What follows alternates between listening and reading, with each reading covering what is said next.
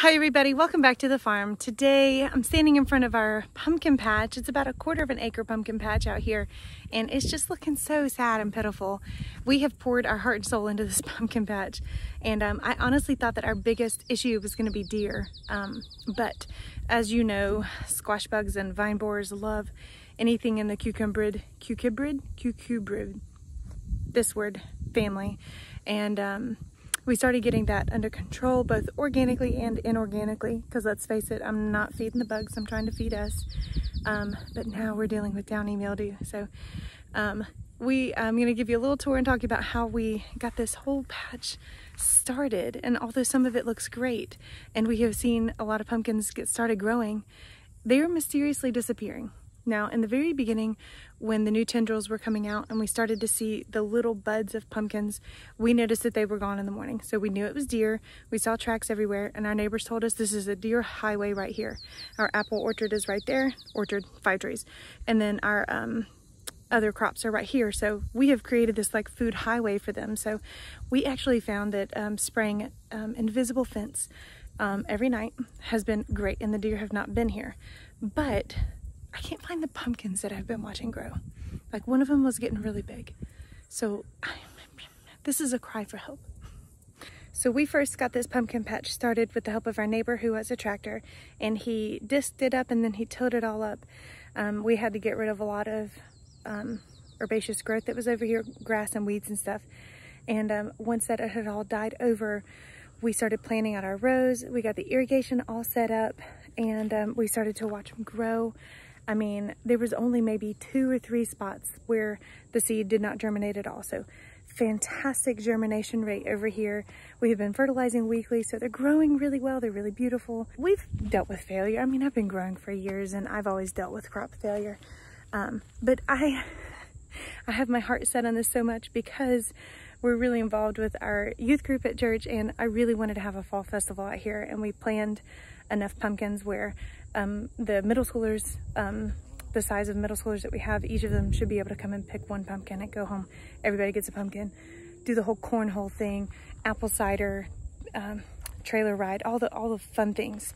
But like, if this doesn't work out, I'm gonna have to be trucking in pumpkins from somewhere else. And I don't want to do this because, oh my gosh, farming is so expensive. I mean, so expensive. So, okay, y'all tell me what to do. So right here, we have the little baby pumpkin forming. It has been pollinated, flowers closing up. I have seen one that had blossom end rot. And that is usually, people want to say it's a calcium problem. It's a calcium intake problem.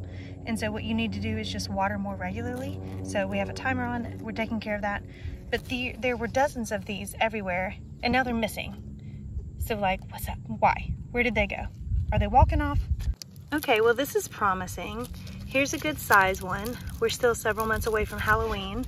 Half of these we planned to be ready for Halloween, the other half for Thanksgiving, so we could have appropriately decorated porches. But I'm gonna need more than one. So at each new challenge, I've taken time to like read up on and learn how to overcome the challenges. The invisible fence is working great to keep the deer off of this place. We don't, oh, a big pumpkin. Okay, so I have at least 2 pumpkins.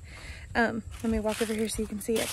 So we handled the deer problem. And then, you know, the squash bugs, we always knew it was going to be a problem. So I've read up on it, and the most susceptible stage of it is when it's in the nymph stage. So there's 3 stages: egg, nymph, and adult. And the nymph, they're really susceptible to a spray that's like a contact killer. So insecticidal soap works the best for me. There is a warning on this: if it's over 90 degrees and really, really bright outside, don't spray. Wait till the nighttime, because you can cause phototoxicity on your plants. Literally, the soap that's in insecticidal soap will burn your leaves to a crisp. So just buyer beware. Some people have recommended neem oil. I've never seen it succeed with squash bugs, and diatomaceous earth. The problem with diatomaceous earth is that I'm not really sure how much it's getting in contact with the nymphs on the underside of a leaf. Diatomaceous earth is difficult to apply in a gravity setting. A lot of these bugs like to live on the underside of a leaf, and so a spray would be great. There's Captain Jack's dead bug spray. We've used that a couple of times. But the insecticidal soap, when I see the nymphs, I'm just like right there on them. Now, if you're wondering how squash bugs do their damage, it's because whatever is in their saliva is toxic to the plant. So not only are they sucking the nutrients out of the plant, but they're depositing saliva that has all these toxins in it. And let me give you an example of what the downy mildew looks like. It's not pretty. So copper fungicide will treat this. It's just gonna be a matter of time. But this downy mildew, we're gonna use copper fungicide for that. But I feel like I've learned and like conquered a few of the things, but I'm still like baffled when I walk out here and I cannot find what else is eating these pumpkins, because the rest of the plant is not damaged. I know the deer aren't out here because there's no fresh prints, and they're not eating the very ends of the new little shoots. They love the end, the new growth at the end of the vine. They're completely intact. So I know the deer aren't out here. But like, oh my gosh, what's going on? Could it be rabbits? Are they walking away with gigantic 3-pound pumpkins? So I guess my question for you is, like, are we doomed? Because pumpkins in North Carolina, I know it's a gamble, and I knew coming into it that we were going to struggle with bugs and downy mildew and deer. But what would you do if you were in our shoes and you desperately wanted to save this crop? Do you have like a secret from your great-grandmother that will save the day? I'm not above like running through here and trying to scare the squash bugs away by screaming at them. Is that like an old trick? Would that work? Let me know. Thanks for watching, and we would love your input. We'll see you guys in the next video. Fingers crossed that one of these videos soon will be about the hundreds of pumpkins that we harvest. Bye, y'all.